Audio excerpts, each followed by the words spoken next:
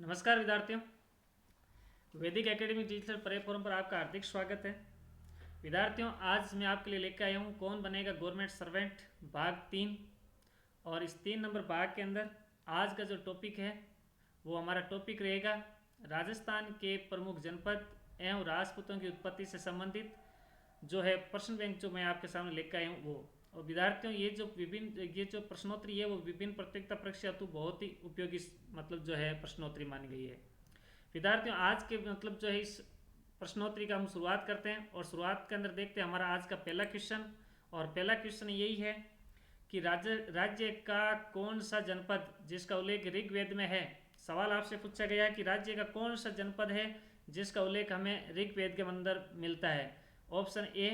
Option A जो मतलब जो है वो है ऑप्शन ए कुरु जनपद, option B Matsya, option C CV और ऑप्शन डी मालव।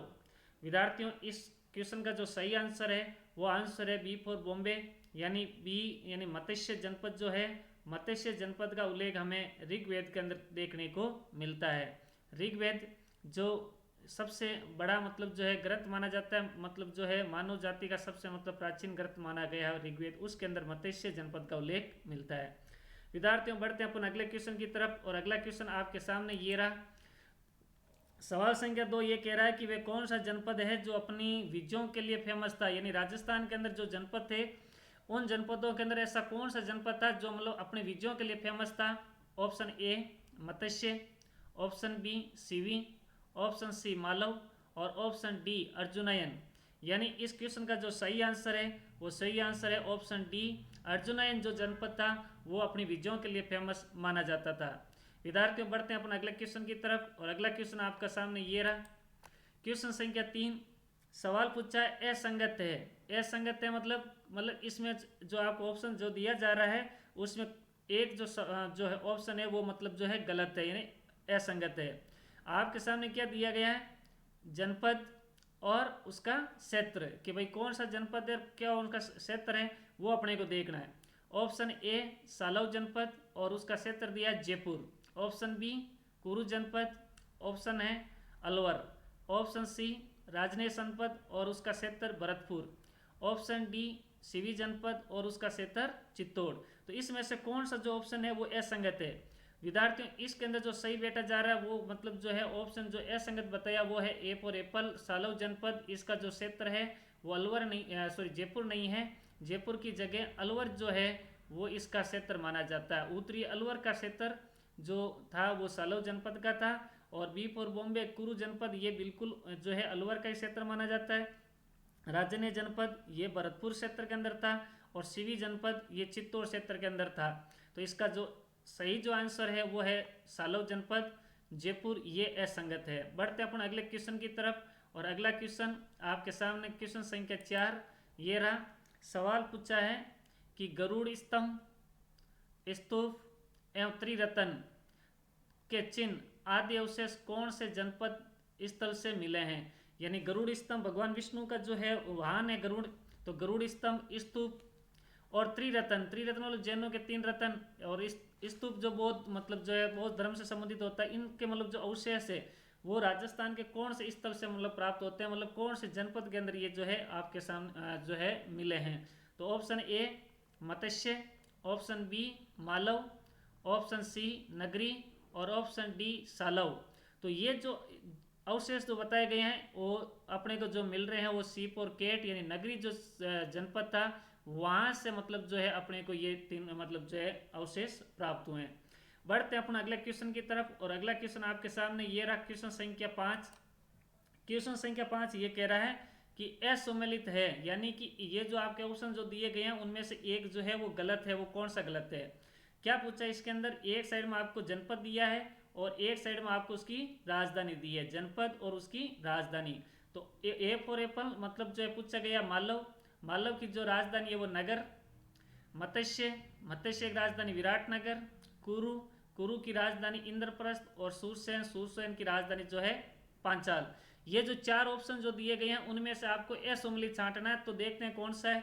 तो मालव जो जनपद है उसकी राजधानी नगर जो है बिल्कुल सही है, क्योंकि ये टोंक जिले के अंदर है और मतलब जो है ये बिल्कुल ही सही ऑप्शन है, मालव जनपद की राजधानी नगर थी। दूसरा मत्स्य, इसकी राजधानी विराटनगर थी। जयपुर बेराट जिसको अपन कहते हैं वर्तमान के अंदर जयपुर, ये भी बिल्कुल सही है। कुरुक्षेत्र ये इसकी राजधानी बिल्कुल सही है। इंद्रप्रस्थ बिल्कुल सही है, इसमें कोई डाउट नहीं है। और ऑप्शन जो डी है सूरसेन, सूरसेन की जो राजधानी है ये पांचाल नहीं है, ये राजधानी है काशी, मथुरा। काशी कह दो या मथुरा कह दो, मथुरा जो है इसकी राजधानी है। और पांचाल जो है वो अपने आप के अंदर एक मतलब जो है जनपद है। पांचाल खुद मतलब 16 महाजनपदों के अंदर था। भारत के अंदर 16 महाजन जो आप पढ़ते हैं वहां पर पांचाल का उल्लेख आता है। और इसकी राजधानी जो थी पांचाल की वो थी आई क्षेत्र। आई क्षेत्र जो है इसकी राजधानी थी। इसकी एक राजधानी और भी थी आई क्षेत्र, और काम्पिल्य, काम्पिल्य जो है इसकी राजधानी थी। दो राजधानी थी, ठीक है। बढ़ते अपन अगले क्वेश्चन की तरफ। और क्वेश्चन संख्या 6 आपके सामने। मिलान कीजिए। क्वेश्चन जो है वो आज मैं आपको बहुत ही अच्छे अच्छे क्वेश्चन लेके आया हूँ।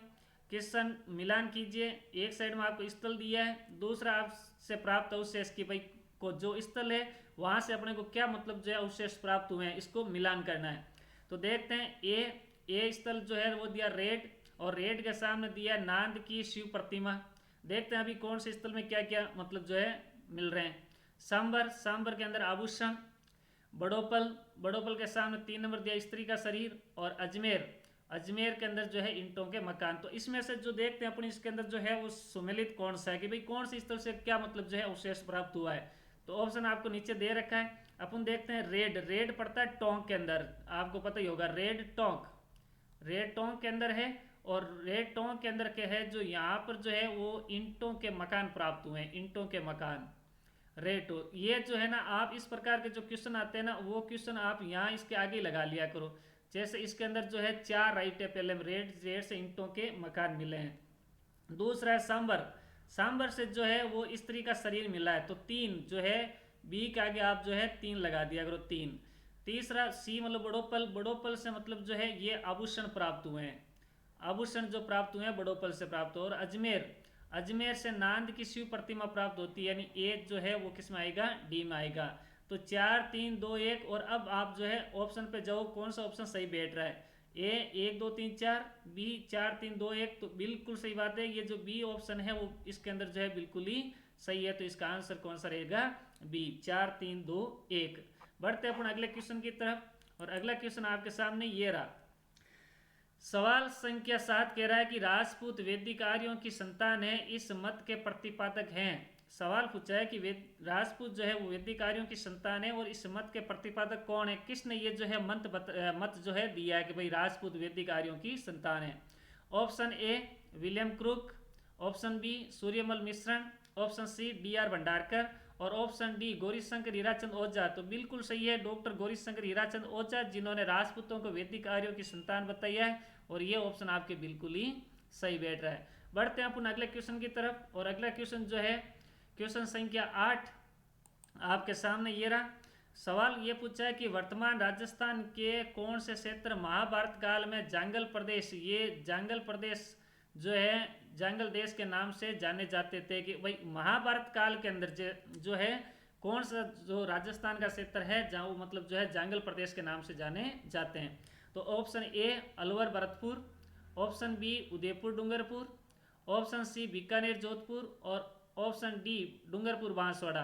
तो इस क्वेश्चन का जो सही आंसर रहेगा वो रहेगा ऑप्शन सी बीकानेर और जोधपुर। बीकानेर और जोधपुर का जो क्षेत्र है वो महाभारत काल के अंदर जांगल प्रदेश के नाम से जाना जाता था।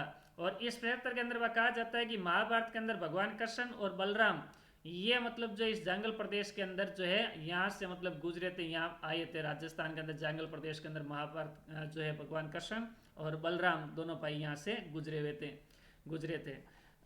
चलते हैं अपना अगले क्वेश्चन की तरफ। क्वेश्चन संख्या 9। क्वेश्चन संख्या 9 है कि निम्नलिखित में से किस विद्वान के अनुसार राजपूतों की उत्पत्ति अग्निकुंड से हुई है, कि भाई कौन सा जो है विद्वान है जिसने कहा कि राजपूतों की जो उत्पत्ति है वो अग्निकुंड से हुई है। तो अग्निकुंड का मत देने वाला विद्वान कौन है अपन देखते हैं। Option A doctor Dashrath Sharma, option B D R. Bhandarkar, option C colonel Tod, और ऑप्शन डी चंद्रवरदाई। तो इसका जो सही आंसर रहेगा वो रहेगा आपके डी फॉर डॉग चंद्रवरदाई। जो चंद्रवरदाई है वो बिल्कुल सही है। चंद्रवरदाई ने जो है ये बताया कि राजपूत जो है ये अग्निकुंड से उत्पन्न हुए हैं। और चंद्रवरदाई पृथ्वीराज चौहान तृतीय का दरबारी कवि था। और इसने मतलब जो है बताया कि माउंट आबू के अंदर एक जगह पड़ती है, माउंट आबू राजस्थान के अंदर। माउंट आबू के अंदर जो है एक ऋषि मुनि थे जिनका नाम था ऋषि वशिष्ठ। ऋषि वशिष्ठ ऋषि वशिष्ठ जो है अग्नि यज्ञ करते थे, और जब ये अग्नि यज्ञ करने बैठते तो उस समय राक्षस जो लोग थे वो आते और इस यज्ञ को मतलब जो है भंग कर देते, और यज्ञ को भंग करते मतलब हड्डियां वगैरह डाल देते। तो उनसे इस यज्ञ की सुरक्षा करने के लिए गुरु वशिष्ठ ने जो है अपने 4 वीर पुत्र उत्पन्न किए थे, जो मैं आगे क्वेश्चनों के अंदर लेके आऊंगा, प्रत्यार, परमार, चालुक्य और चौहान, और इन्होंने ये मत जो है दिया अग्नि कुंड से। तो बढ़ते अपने अगले क्वेश्चन की तरफ, और क्वेश्चन संख्या आपके सामने 10, ये रहा 10 नंबर क्वेश्चन। सवाल पूछा है कि मुगल बादशाह अपनी विजयों में से आदि के लिए राठौड़ों की 1 लाख तलवारों के एहसान मंद थे, ये कथन किसने कहा था? कि भी मुगल जो बादशाह थे जो भी युद्ध जीतते थे राजस्थान के अंदर, उसमें से आदि के लिए राठौड़ों की 1 लाख तलवारों के एहसान मंद रहे हुए हैं, कि भाई राठौड़ों की ये मुगल बादशाह एहसान मंद रहे, तो ये कथन किसने कहा था? तो option A colonel James Tod, option B Macmillan, option C L Basham, और ऑप्शन डी एल फिल्स्टन। तो इसका जो सही आंसर रहेगा वो रहेगा कर्नल जेम्स टोड, जिसने कहा था कि मुगल बादशाह अपनी विजयों में से आदि के लिए राठौड़ों की 1 लाख तलवारों के एहसान मंद थे। कर्नल टोड जेम्स टोड, ये कर्नल जेम्स जो टोड थे ना, इनको अपन राजस्थान के इतिहास का जनक कहा जाता है, राजस्थान के इतिहास का पिता कहा जाता है। कर्नल जेम्स टोड को राजस्थान इतिहास के जनक कर्नल जेम्स टोड को कहा जाता है। घोड़े वाला बाबा भी इनको कहा जाता है, घोड़े वाला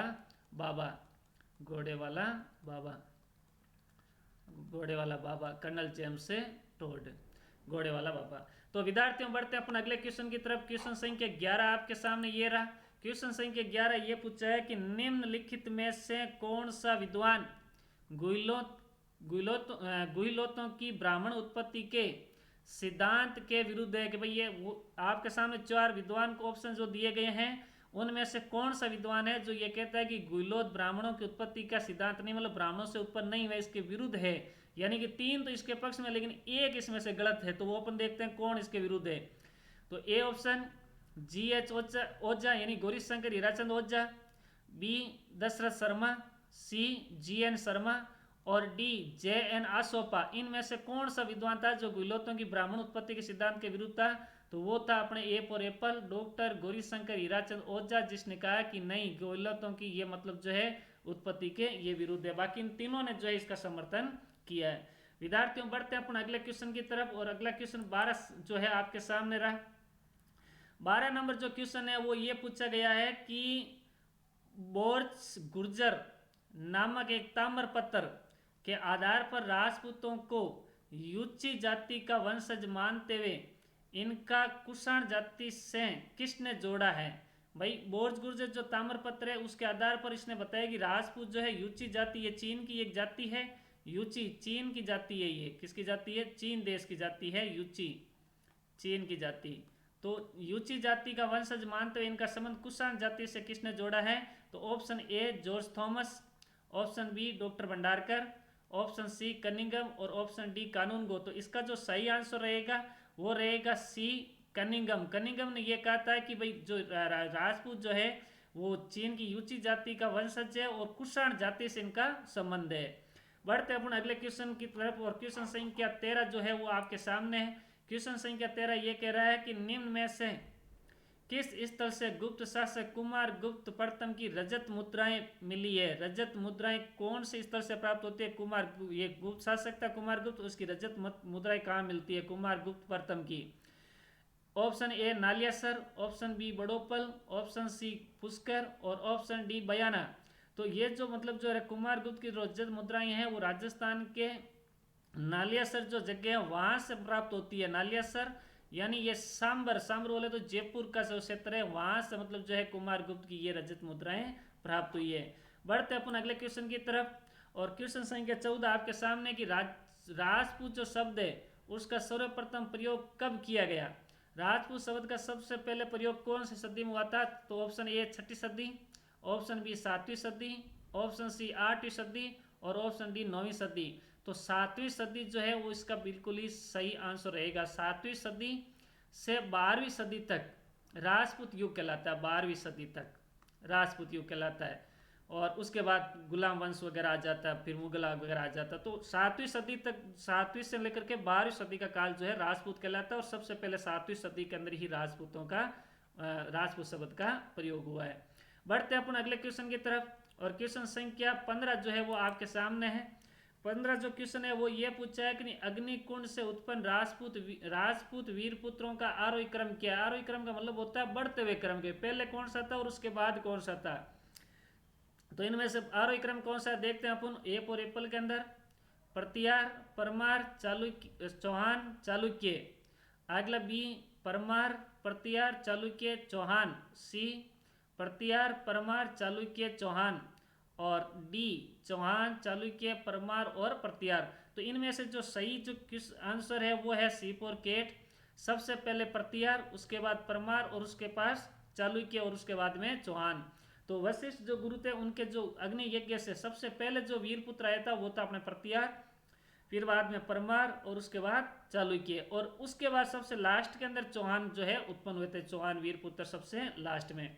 आगे बढ़ते हैं क्वेश्चन 16 की तरफ। और क्वेश्चन संख्या 16 ये कह रहा है कि निम्न में से किस जनपद के निवासी कार्तिक चामुंडा के उपासक थे।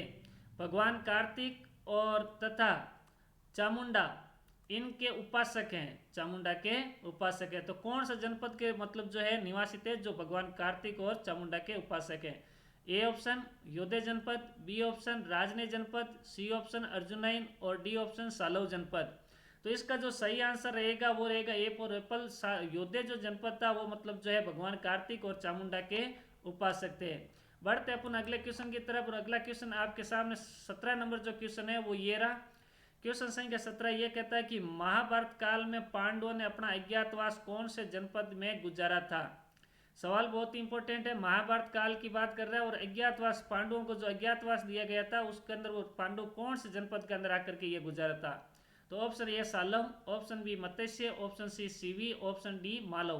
तो इसका जो सही आंसर रहेगा वो रहेगा बी फॉर बॉम्बे। जो मत्स्य जो जनपद था यहाँ पर पांडव जो है अपना अज्ञातवास गुजारा था। और कहते हैं कि मत्स्य जनपद जिसकी राजधानी थी विराटनगर, विराटनगर जो है इसकी राजधानी थी। और विराटनगर का राजा था विराट और इसके दरबार के अंदर जो है पांडव लोग रहे थे। और बाद में कहते हैं कि राजा विराट की एक पुत्री थी जिसका नाम था उत्तरा। और उत्तरा की शादी जो है अर्जुन के बेटा था जिसका नाम था अभिमन्यु, अभिमन्यु के साथ होती है, अभिमन्यु के साथ जो है इसकी शादी होती है। बढ़ते अपन अगले क्वेश्चन की तरफ। और क्वेश्चन संख्या 18 आपके सामने लेके आया हूँ। क्वेश्चन संख्या 18 ये रहा। सवाल पूछा है कि किस लेखक ने राजपूतों को हूण जाति की संतान बताया है। किस लेखक ने राजपूतों को हूण जाति की संतान बताया है।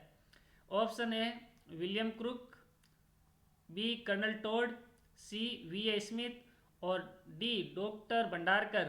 तो इसका जो सही आंसर है वो है C for cat, V A Smith जो है उसने मतलब कहा है कि राजपूत जो है विदेशी जाति हूण इनका जो है वंशज है, मतलब संतान है।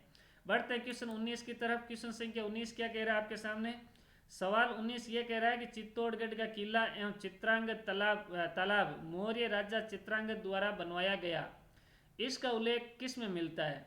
सवाल पूछा है कि चित्तौड़गढ़ जो किला है और चित्रांग जो तालाब है वो मौर्य राजा चित्रांगद द्वारा बनवाया गया, लेकिन इसका उल्लेख किस में मिलता है। तो option A Prithviraj Raso, option B Prabandh Kosh, option C Padmaavat और ऑप्शन डी कुमारपाल प्रबंध। तो इसका जो सही आंसर है वो है कुमारपाल प्रबंध, जिसके अंदर ये उल्लेख मिलता है कि चित्रांगद मौर्य ने चित्तौड़गढ़ किले का निर्माण करवाया। और इस किताब का जो लेखक है वो है जय सिंह सूरी। जय सिंह सूरी जो है वो इसके क्या हैं, लेखक है। जय सिंह सूरी जो है कुमारपाल प्रबंध के लेखक हैं। बढ़ते हैं अपन अगले क्वेश्चन की तरफ। और क्वेश्चन संख्या 21 जो है वो आपके सामने ये, क्वेश्चन संख्या 20 जो है वो आपके सामने रहा। सवाल पूछा है कि राजपूतों की उत्पत्ति से संबंधित मिश्रित अवधारणा किसने दी। राजपूतों की उत्पत्ति से संबंधित मिश्रित अवधारणा किसने दी। A for apple, B L Chattopadhyay, B doctor Gopinath Sharma, C V A Smith और डी देवी प्रसाद चट्टोपाध्याय। तो इसका जो सही आंसर है वो है देवी प्रसाद चट्टोपाध्याय जो है बिल्कुल ही सही आंसर बैठ रहा है। इसने कहा कि राजपूतों की जो है मिश्रित अवधारणा दी है उत्पत्ति से संबंधित। क्वेश्चन संख्या 21 आपके सामने।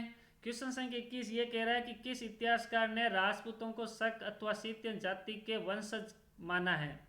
कि कौन सा इतिहासकार जिसने राजपूतों को शक या सीत्यन जाति का वंशज माना है। तो ए मतलब VN. Smith, B colonel Tod, सी डॉक्टर भंडारकर और डी चंद्रवरदाई। तो इसका जो सही आंसर है वो है कर्नल टोड, जिसने मतलब बताया कि राजपूत जो है शक या सीत्यन की मतलब जो है वंशज माने गए हैं। क्वेश्चन संख्या 22 आपके सामने रहा। क्वेश्चन संख्या 22 ये है कि वह कौन सा शिलालेख है जिसके अंदर राजपूतों की उत्पत्ति वत्स गोत्रीय ब्राह्मण बताई गई है। बहुत ही इंपॉर्टेंट क्वेश्चन है विद्यार्थियों, ये सवाल कई बार एग्जाम में आ चुका है कि कौन सा शिलालेख जिसमें राजपूतों की उत्पत्ति वत्स गोत्रीय ब्राह्मण बताई गई है। तो ये जो है वो अपने जो है ए चीरवा, बी बिजोलिया, सी हर्षनाथ और डी घटियाला शिलालेख। तो ये जो इसका जो सही आंसर है वो है बी फॉर बॉम्बे बिजोलिया शिलालेख। इसके अंदर जो है राजपूतों की उत्पत्ति वत्स गोत्रीय ब्राह्मण बताई है। और ये जो बात कहने वाला जो इतिहासकार था वो था अपने डॉक्टर दशरथ शर्मा।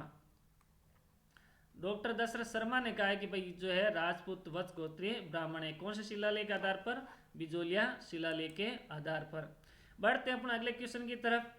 और इसके अंदर बताया गया है कि 23 नंबर क्वेश्चन, मालव एवं योध्या जनपद ने सर्वाधिक किस धर्म को प्रोत्साहन दिया। सवाल ये आपके सामने है कि मालव एवं योध्या जनपद ने सर्वाधिक किस धर्म को जो है प्रोत्साहन दिया था। ए जैन धर्म, बी बौद्ध धर्म, सी ब्राह्मण धर्म और डी मुस्लिम धर्म। तो इन्होंने जो है दोनों जनपदों ने ब्राह्मण जो धर्म था उसको सबसे ज़्यादा अपने राज्य के अंदर प्रोत्साहन दिया था। और बौद्ध धर्म का मतलब जो है इनके समय थोड़ा बहुत जो है हास भी होता है। बढ़ते हैं क्वेश्चन अगला क्वेश्चन की तरफ। क्वेश्चन संख्या जो है 24 आपके सामने रहा।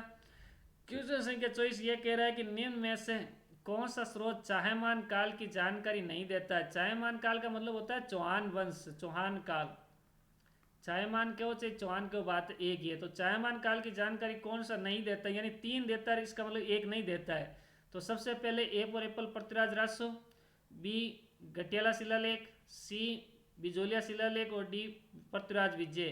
तो इसका जो सही आंसर रहेगा वो रहेगा घटियाला शिलालेख। ये चाहमान वंश की जानकारी नहीं देता है, ये देता है राजस्थान के अंदर वैष्णव धर्म के बारे में जानकारी देता है, वैष्णव धर्म के बारे में जानकारी देता है। बाकी ये तीनों मतलब जो है चाहमान काल की जानकारी देता है। पृथ्वीराज रासो चंद्रवरदाई जो है वो इसका लेखक था और ये चंद्रवरदाई पृथ्वीराज तृतीय के दरबार में था।